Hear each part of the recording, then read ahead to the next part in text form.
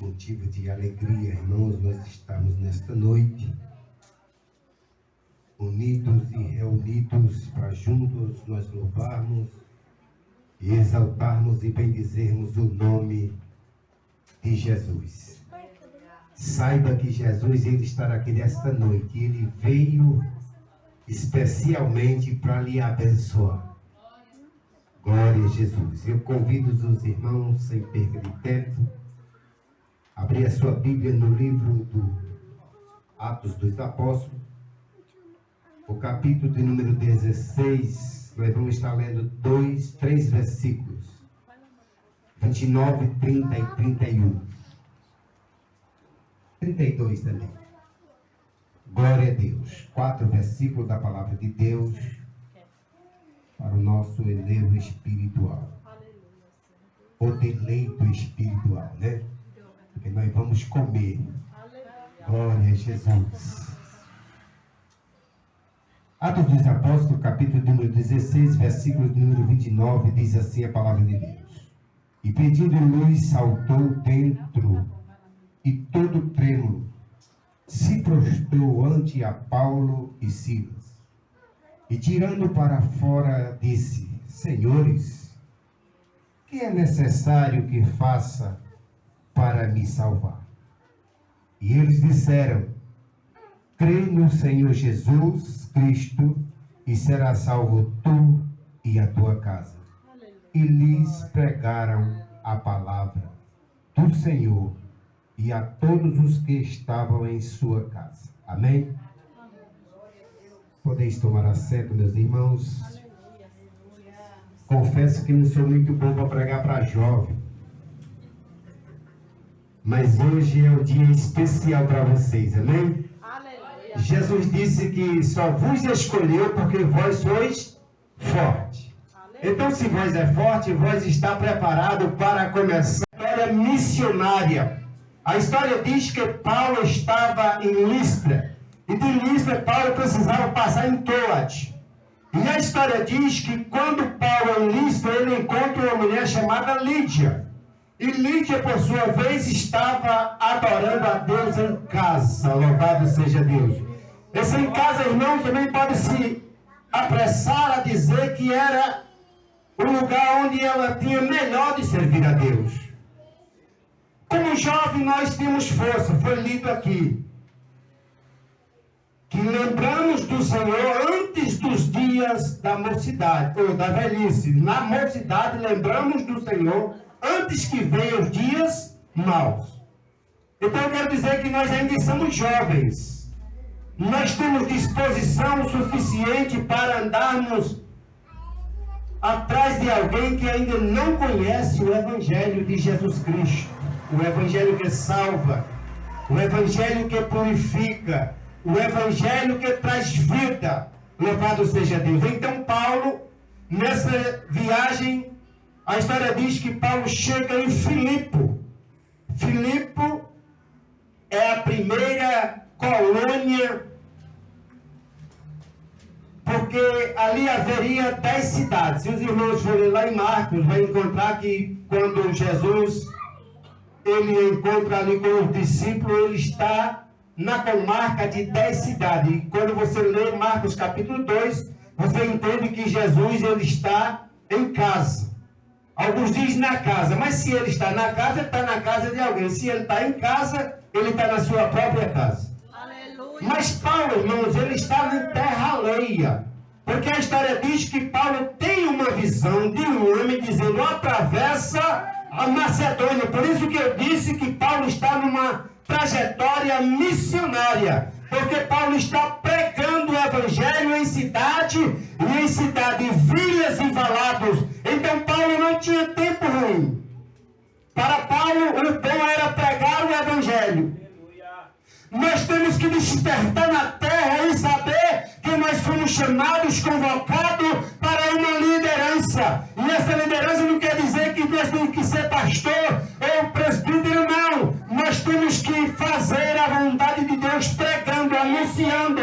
Jesus disse por todo mundo, pregar o Evangelho a toda criatura. Quem crê será salvo. Quem não crê, porém, está condenado. nada. A palavra ela é bem dura, mas ela é bem afirmativa no que ela diz. Aleluia, Senhor Jesus. Não foi Pedro, não foi João, não foi Tiago, foi Jesus que disse através de Marco. Ide por todo mundo. E esse ide não cabe a todos, jovem, senhores, senhoras. Temos que despertar. E a história diz que Paulo, chegando em Filipe, ou em Filipo, ele começa a pregar o evangelho alguns dias, ou muitos dias. Mas ele se percebe que naquele lugar tem uma jovem que tem um espírito de adivinha, ou de adivinhação. E ela começa a implicar pelo espírito mau a Paulo, dizendo: estes homens que vos anuncia a palavra é filho do Deus Altíssimo. Mas algo me chama a atenção, irmão, que a história diz que Paulo se enfureceu. E olhando para aquela mulher, ele disse: em nome de Jesus, saia dela. Aí eu vejo Paulo com autoridade, com precisão no que está fazendo. E a confiança que ele tinha num Jesus que ele pregava, num Jesus que ele anunciava. Ele disse: olha, eu te digo em nome de Jesus, saia dela. E a história vai dizer que imediatamente a moça foi livre. A moça foi liberta daquele espírito de adivinhação. Só que causou um problema, amados. A história diz que aquele homem, sabendo que agora os seus lucros, as suas fortunas que vinha através daquele mau espírito pelaquela moça, que já não dava mais resultados financeiros, ele chama os magistrados. Eu imagino convocando agora o prefeito da cidade. Isso é uma pregação que eu estou inventando agora. Criando, inventando não. Nós não inventa, nós cria. Chamando agora os prefeitos, os vereadores, quem sabe os anciãos, que era o costume, que os anciãos que davam os conselhos melhor. E diz: olha, estes homens. Ele me chama a atenção, mas que nunca disse estes homens, porque Paulo e Silas estavam juntos. Foi o hino que os irmãos cantaram. E eles estavam anunciando o evangelho naquela cidade. E quando chega à presença dos magistrados, diz: olha, estes homens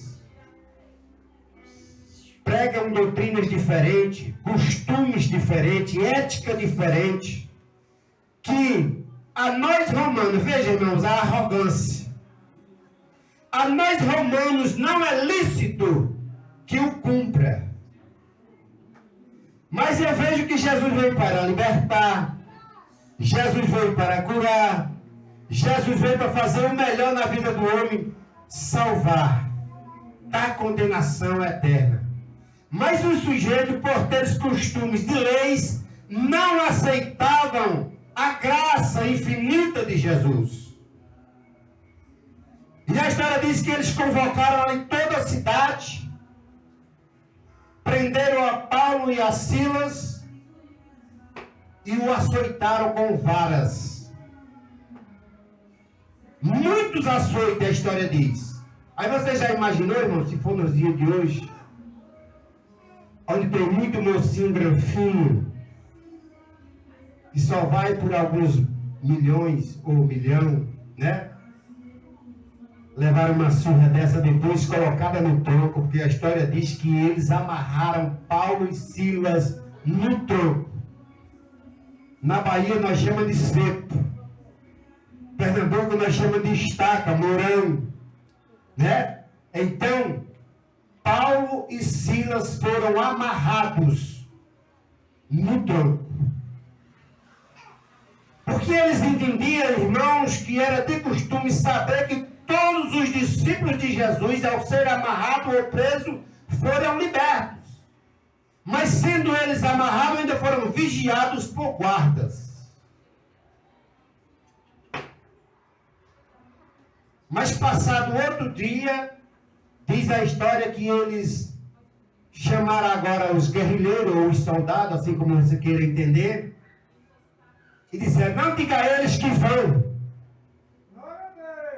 Paulo disse, interessante, vocês nos açoitam em praça pública e manda que nós saímos assim, de qualquer modo, de qualquer maneira.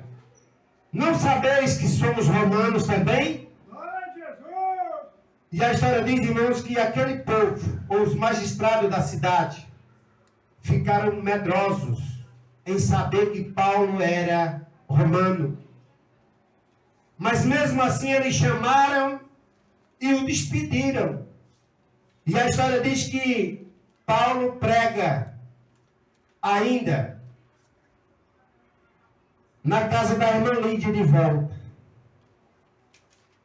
para todos que estavam em casa. Mas na prisão, irmãos, aconteceu um fato muito importante para aqueles que dão crédito à palavra de Deus. Na prisão, quando deu por volta de meia-noite, Paulo e Silas cantavam e oravam. Que maravilha, irmãos. Mas o que me chama mais a atenção foi aonde estremeceu a terra. A história vai dizer que foi um grande terremoto. Mas quando eu leio o texto, eu vejo só o cárcere se afundando. Eu quero dizer para você nessa noite que o teu problema, que te afligia, que te tirava o sono, nesta noite Deus vai fazer ele balançar. Nesta noite Deus vai fazer ele estremecer. E ele vai ter que sair da tua vida e bater em retirada. Porque Jesus não quer ver você assim de cabisbaixo. Aleluia, Senhor. E a história diz que o terremoto deu naquele cárcere. E as portas do cárcere se abriram. Todas as prisões se desfez. Ou se quebraram.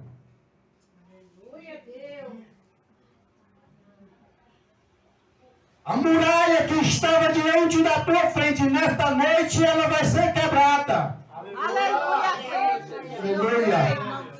Louvado seja Deus. O impedimento que te impedia de fazer algo para Jesus, nesta noite vai cair por terra. Eita, glória a Deus. A partir de hoje você não será o mesmo, você não é mais a mesma. Deus vai entrar com um rebuliço na tua vida, mas algo vai acontecer diferente. Aconteceu algo naquela prisão. Oh, Deus. É Deus, aleluia. A Bíblia diz que o cárcere tremeu e veio abaixo. Aleluia, Senhor Jesus. Irmãos, esse problema é só teu? Era só teu, agora é de Jesus e Jesus vai dar um basta nesse negócio. Eita, Deus. Eu creio, Senhor Jesus. Mas quando, irmãos, as cadeias se quebram e os presos estão todos livres, o cárcere fica aberto. Todo mundo tinha o direito de sair fora, né, irmão? Quem sabe tinha dele condenado para nunca mais sair. Mas Jesus, irmãos, ele liberta. Jesus, ele arranca lá do lamaçal do pecado. Eita, Deus. Tira do mais profundo. Eita, Jesus. Dá um banho com sangue carmesim para você aqui na luz. Oh, Deus. Eu Ou creio. na sua maravilhosa luz. Oh, Jesus, eu creio, Pai. Irmãos, a história diz que quando aquele carcereiro viu que as cadeias estavam quebradas, as portas tudo abertas, aquele homem ficou perplexo. A história vai dizer que ele bate de mão a espada, ou desembainha a espada, para matar-se, ou para se matar. E Paulo olha para ele e diz, não faça tal coisa, ou não faça este mal. Todos nós estamos aqui. Em outras palavras, Paulo estava dizendo, olha, todos os presos que antecederam aqui estão. Então, quando aquele homem vê Paulo falando isso, ele ouve em Paulo, melhor dizendo, falar estas palavras, aquele homem fica maravilhado. Porque ele sabia que pela regra ou pela a norma do Estado romano, no outro dia quem poderia ser crucificado era ele. Porque ele estava a comando daqueles homens. Paulo e Silas foi bem guardado, amarrado. O adversário, quem sabe, tem tentado te amarrar, tem colocado corrente para você não se soltar mais nesta noite. No nome de Jesus, todas as cadeias caem por terra. Eu creio, Senhor. Louvado seja Deus. Aleluia. Porque o Senhor, irmãos, Ele olha, Ele vela Eita Deus lindo. por mim e por você. Oh, Jesus. Não pense que você é qualquer um e que você anda sozinho. Não, Deus está contigo. Deus é contigo nesta caminhada. Oh, Deus, eu creio, Pai. Veja o hino que cantaram, os jovens cantaram. Que melhor para adorar a Deus é quando não se tem nada. Parecia que Paulo e Silas ali na prisão eram nada. Mas Deus tinha um propósito. Deus tinha uma obra a realizar. A história diz que quando aquele homem ouve Paulo dizer que todos estavam ali, ele diz, traz a luz então. E salta dentro da prisão, irmão. E que quando ele confere, os homens estão todos ali. Porque Paulo, eu imagino Paulo aconselhando. Não sai ninguém.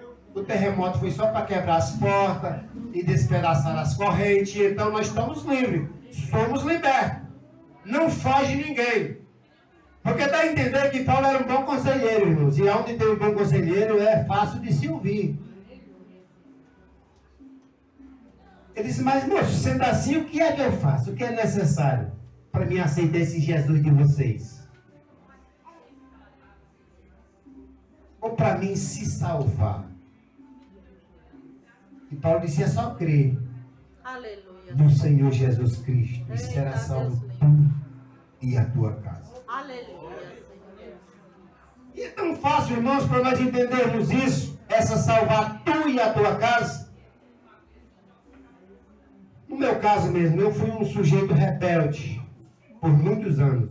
Ainda sou, mas agora é mais pouco. Mais pouquinho. Aleluia. Aí, aceita Jesus, Jesus faz uma limpeza, você passa a proferir que Jesus é bom e que quem não presta é o diabo. E aí o povo vão vendo a diferença, porque o que faz o crente viver bem é a diferença. E a diferença, irmãos, está na adoração. Então imaginou? A diferença está na adoração. Jesus disse isso à mulher samaritana.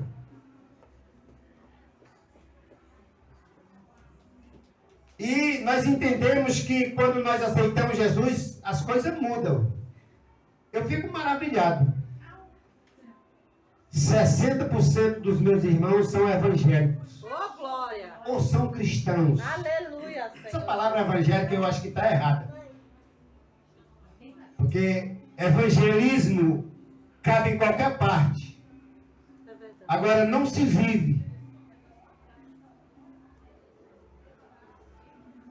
E eu me maravilho porque eu vejo meus irmãos, a maioria cristãos, servindo a Deus. E às vezes eu pergunto para Deus, Deus, por que é isso? Nós somos todos analfabetos, ou analfabéticos. E Deus, Ele tem nos honrado. Eu, particularmente, Deus me honra mais do que eu preciso, ou do que eu mereço.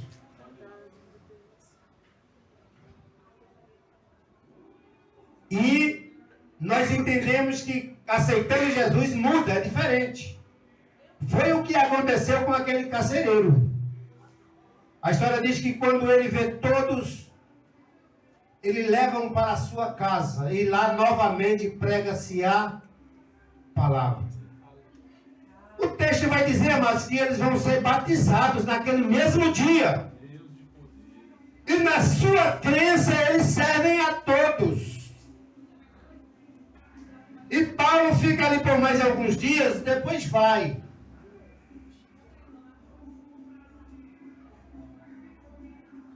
Nós entendemos que Paulo sai de Listra para Tessalônica, para Bereia. E em Bereia, irmãos, eu me maravilho nesse texto. Porque Paulo pregava e os bereanos confirmavam se era verdade ou não. Então é um autorismo de crente que vive a verdade, ou um autoísmo de crente que vive a verdade. Ninguém me engana. Foi o que o nosso pastor disse lá aqui quarta-feira, né? Ninguém vos engane. Quem quiser ser sábio neste mundo, faça-se de tolo. Olha que expressão, irmãos. Mas é que ninguém nos deixa enganar, que nós conhecemos a verdade. Jesus disse, conhecereis a verdade e a verdade vos libertará. E esta verdade é Jesus. Esta verdade é esta palavra. Se nós vivemos esta palavra, amados, nós não fazemos ou não colocamos os pés pelas mãos. Porque é a palavra ela que nos alimenta, a palavra ela que nos renova. E a palavra é que nos instrui ao caminho certo. Irmãos, essa palavra é tão tremenda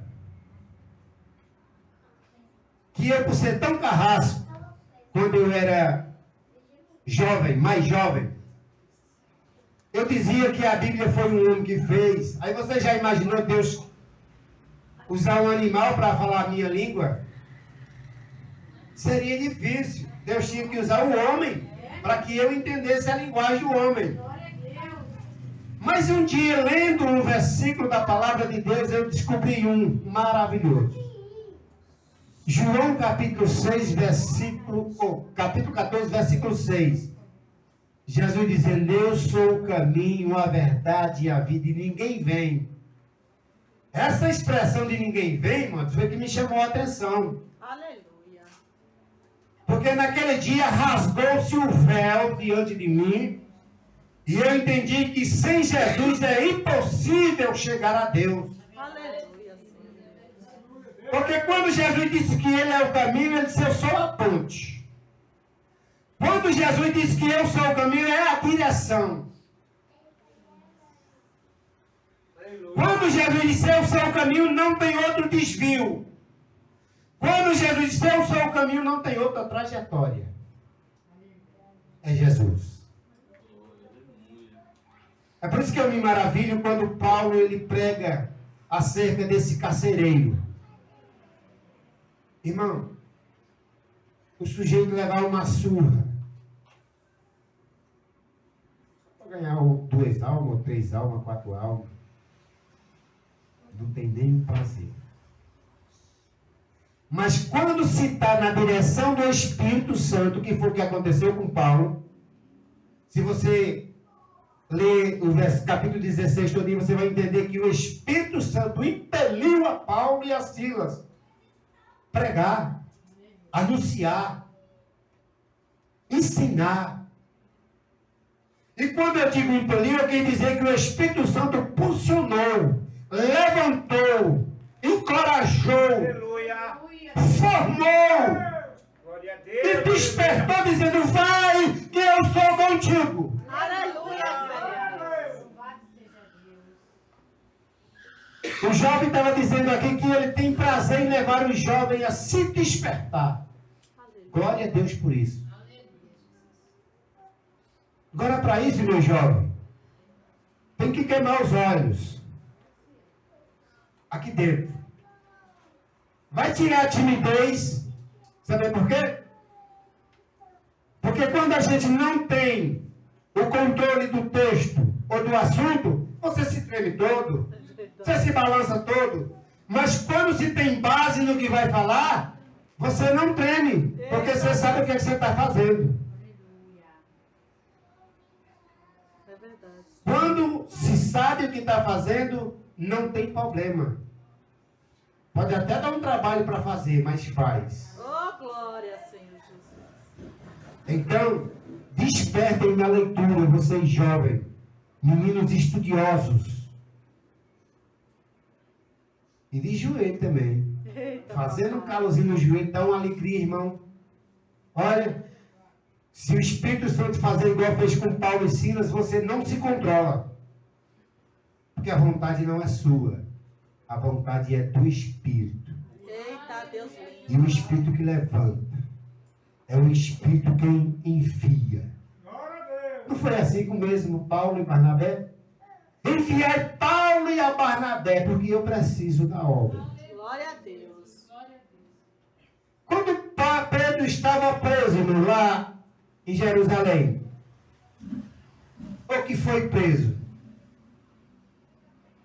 Quando Pedro é solto pelo anjo, ou é livre pelo anjo, Pedro vai até a casa da irmã Maria, e de lá ele desaparece.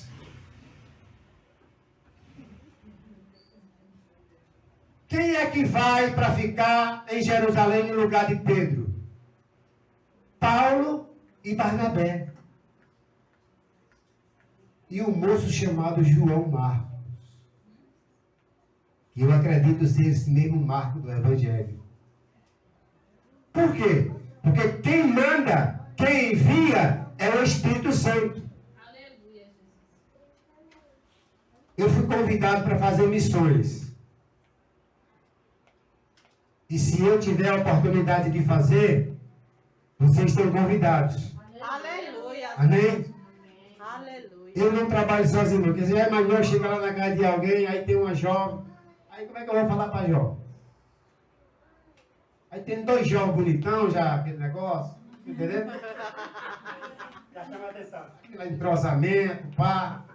E para pregar para jovem tem que ter Bíblia na nuca. Dizer, ó, Jesus morreu por ti.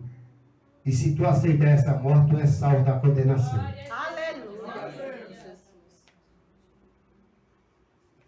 Eu que, irmãos, eu sou muito relaxado.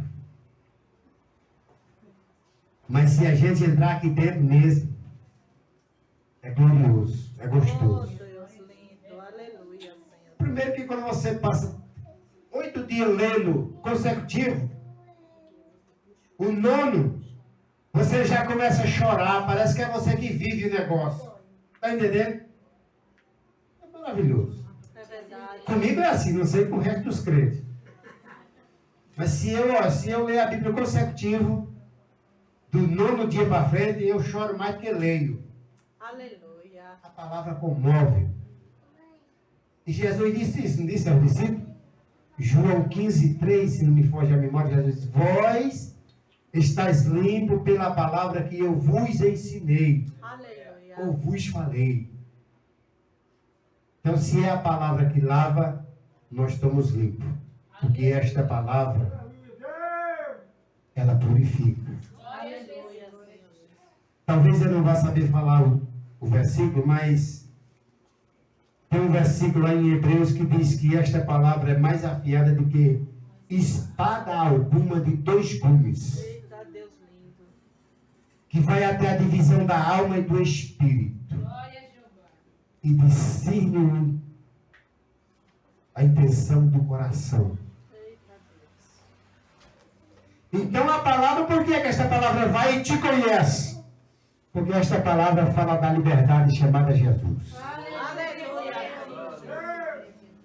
E se essa palavra estiver em mim e em você, nós vamos longe. Que Deus em Cristo nos abençoe. Aleluia, Senhor Jesus. E quero agradecer a Deus, irmãos, por essa oportunidade que Deus nos concede. É verdade, meu Deus. Eu queria saber pregar, irmão, para vocês terem o direito de chorar, mas infelizmente Imagina se eu ainda não soubesse, sei. né? Deus abençoe a todos Sabe, tá assim. e agradeço a Deus pela oportunidade. E se precisar de mim, nós estamos aqui.